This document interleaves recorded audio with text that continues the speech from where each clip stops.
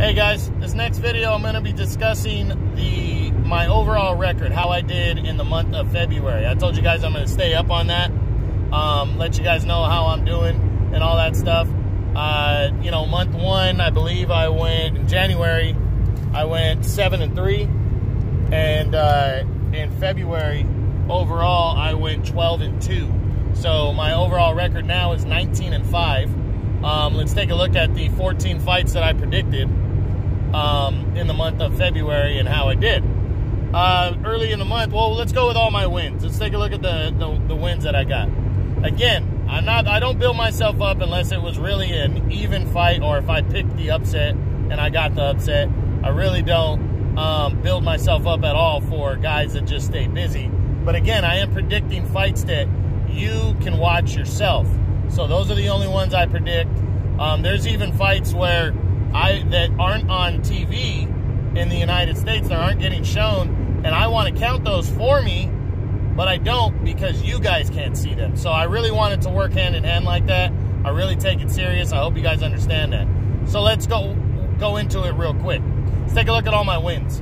I had 12 of them. We start with February 1st here, Daniel Sugas, 7th round TKO over Mike Dallas Jr.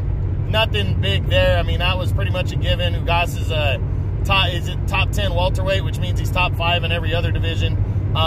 Dominated veteran, but little known Mike Dallas Jr., no surprise here. Kell Brook on February 8th on DAZN dominated little known Mark DeLuca. It was Brook's first fight in like 15 months. DeLuca, or 14 months.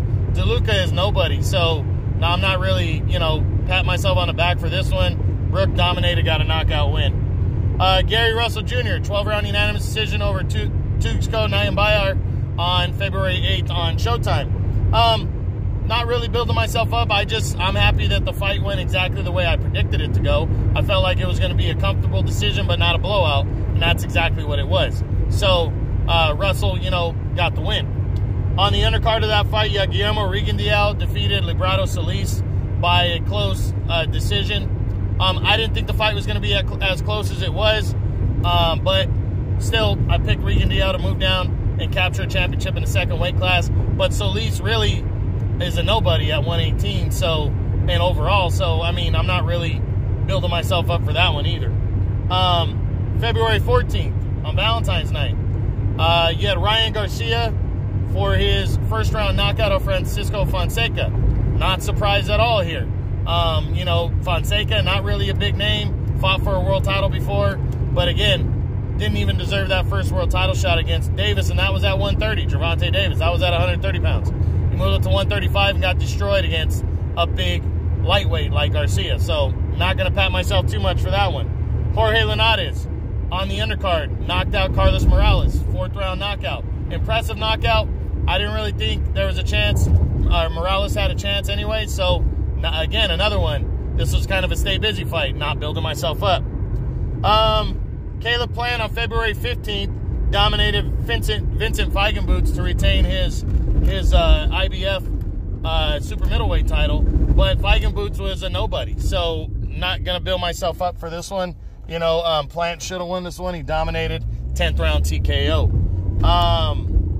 Now, the other ones I got right were February 22nd, Emmanuel Navarrete, his, I think, 10th or 11th round TKO of J.O. Santissima. Santissima was a nobody.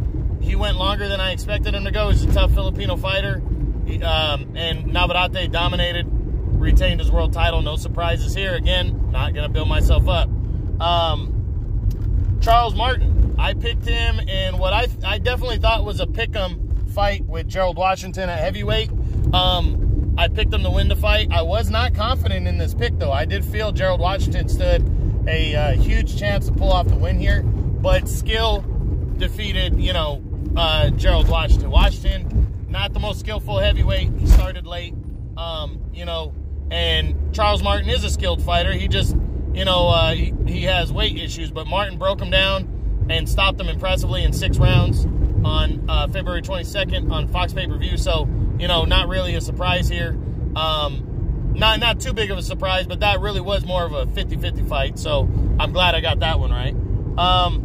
And then I got 3 fights right on February 29th. Joseph Parker, former heavyweight champion, knocked out Shondell Williams, who's a nobody, so no surprise here, you know, for Parker getting this win. Also, Chocolatito. Now, this is probably my pick of the month, if you, you know, if you will. I picked Chocolatito to beat Khalid Yafai, even though a lot of people were picking Yafai to beat Chocolatito. I just thought Yafai's pro record against top-tier competition wasn't there for a guy like Chocolatito, even though he's older and he's a veteran. I just thought Chocolatito could break him down if we got the best Chocolatito, and we did that night. So that's probably my happiest pick of the month right there that I got right, because you know, I really, that was me picking the underdog in that fight. And then maybe my second happiest pick was Mikey Garcia over Jesse Vargas, even though I know a lot of people picked Mikey because of his skill. I'm glad that he dominated at one point in the fight, and the fight ended up being a you know, decently close fight. It wasn't a blowout, but Mikey got a comfortable decision, got the win, and you know, walked away you know, with his first win at 147. So I'm glad I got that win. So those are the 12 wins I had in February. Again, you know, most of them were just stay busy fights for these guys, so they were easy to pick. But the ones, there was a couple that were, you know, kind of 50-50 fights that could go either way. You know, you could pick upsets in a couple that guys were going with, and I went with the favorites, or I picked the underdog in Chocolatito and got the win. But now the 2 fights I got wrong. February 8th, I picked Claudio Marrero to beat Kid Galahad in the United Kingdom to become the #1 contender for the IBF title. Galahad soundly defeated Marrero, dominated him to an 8th round TKO win. Now, I think my pick was sound. I was wrong, but I think it was a sound pick. And the reason I went with Marrero over Galahad in this one, I thought it was a 50-50 fight, could go either way.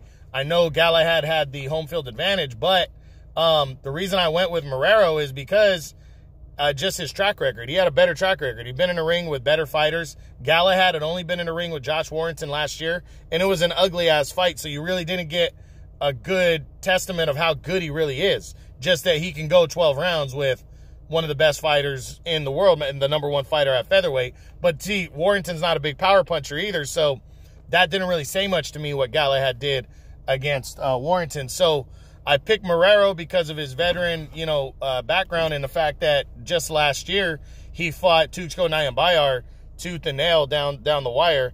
And I also thought Galahad coming back off of his first defeat, it would be tough to jump right back in there, and a lot of pressure at home to become the mandatory #1 contender. And hey, Galahad proved me wrong. He proved to me that he's on the level, that he's one of the best featherweights in the world.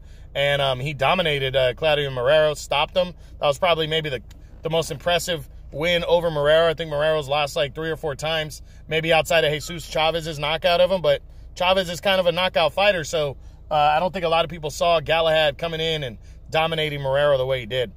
But that was one wrong. And then the other one was the super fight. I mean, I, like most people, picked Deontay Wilder to knock out Tyson Fury. And Tyson Fury just stepped up, smothered Wilder's punches, dominated him pretty much, and captured the WBC belt. So I'm not going to beat myself up too much on that one. That was kind of a pick'em fight.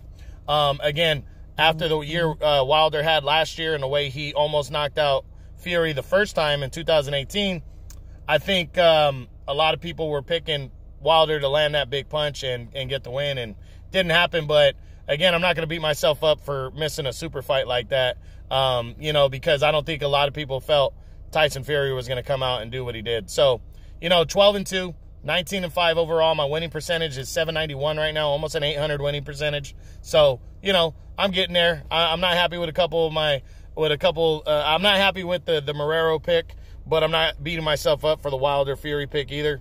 And then the picks in January, getting those 3 wrong, you know, a couple were understandable. They were flat out upsets, but one, I should have went the other way. I'm kind of mad at myself, but I take it seriously. I hope you guys enjoy this and actually listen. And that's it, guys. I hope you enjoyed it. That was my February record and my overall record. True Boxing. You've been hit with the truth.